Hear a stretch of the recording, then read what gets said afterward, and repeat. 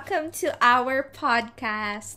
So for this evening, we're gonna have our chit chat while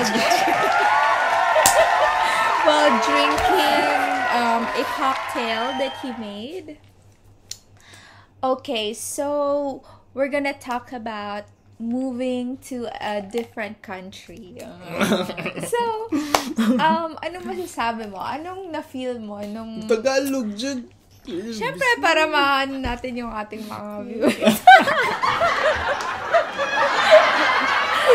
Sige, saan mo gibati itong pagdating mo? Sad. Tuan. Hadlok.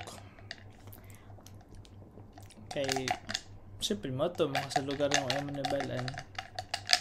Unsay mo hang first na kanang, wow, first world country na jud. Kanang ana. Kuan, pag sundo ni Arnie nga, nisakay ko dito sa bus nga, duha ka floor. Double decker. Tapos pagtanaw na ako sa dalan kay limpyo kayo. Ako akay. Sige, ikaw. Public park, no? Public park. May barbecue. Guys, pag maato mo sa public park dire, naa siya grill na pwede mo mag-grill. Electric grill. Mo siya samgyupsal. Mo sa Pilipinas ka ng samgyupsal na ana. Pero dako siya. And for everyone. Amazing. Kaya kung naisip na ko kung nato sa Davao, gilangkat na to. Unya, unsay mo hang first job experience in Australia? Kuan. Hotel cleaner. Ay, motel cleaner. Yan, sa mong naano ato. Bati. Kaya naman. Dila lang ko balon sa paglimpi sa motel. Pero kitudloan ko. Pero okay naman trabaho. Butang-butang o kuan. Linens. Vacuum. Nasahod ng vacuum dito.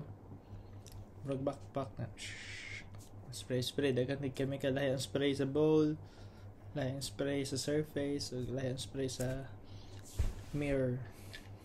Wala ka kaano ato. Kanang, nganong nagalimpi ko, ana. Wala kay ana na moment. Wala na expected. Ito nga. Ang mga limpyog. Kaya wala mo kailangan makita nga trabaho. Wala man kung nakafeel na down ko or ano kay expected naman to. Bro, medyo ko sa sugod pa lang nga. May atog lang trabaho. Yung ko mamili. So, unsay mong gibati ka tong na nurse na ka? Lahi na mo hang job. Okay lang kay kuan. Siyempre mas gaan-gaan na ang panginabuhi kay although di man dyan kayo nga nakahago pero napoy sa hago kay trabaho sa nurse pero at least mas dakog income nya medyo mas ganang panginabuhi kay full time lang ang trabaho tas secure naman job unlike sa mag hotel cleaner ka depende lang sa guest sa isa ka week kung masahay daghan masahay gamay lang magdepende imong income. Just dili ka dili ka feeling safe every week na. Sige, pila ka kung income ka na week. Okay, casual man ka. Makakabalo kung pila live mong volunteer sa isa ka semana. Pila ka oras. Unlike kung manurse na ka, full-time trabaho di. Passive ang income. Unsay mong masulti sa mga planning to venture life in Australia? Ano gid siya? Worth it kayo. Kaya kung siguro wala ko ni abroad. Sa akong kayamtang sa Pilipinas. So I think worth it kada nga sulay out of comfort zone. Kaya malay mo nagi dito ang big chance na medyo maangat kasi mong estado sa kinabuhi.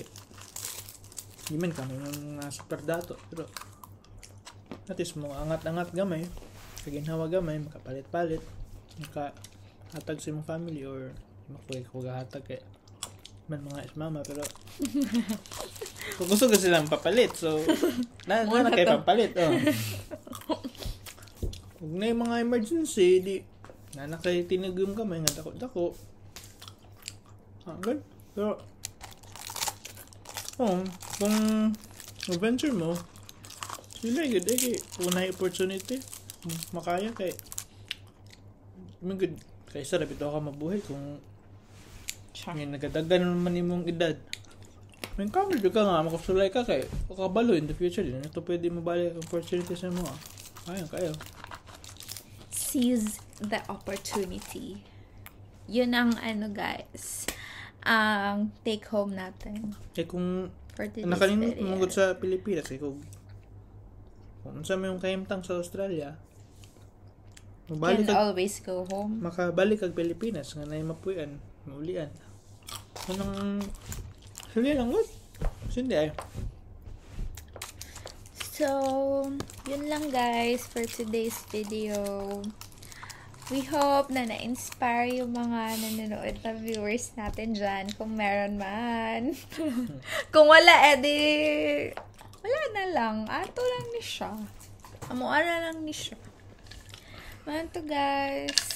Take care.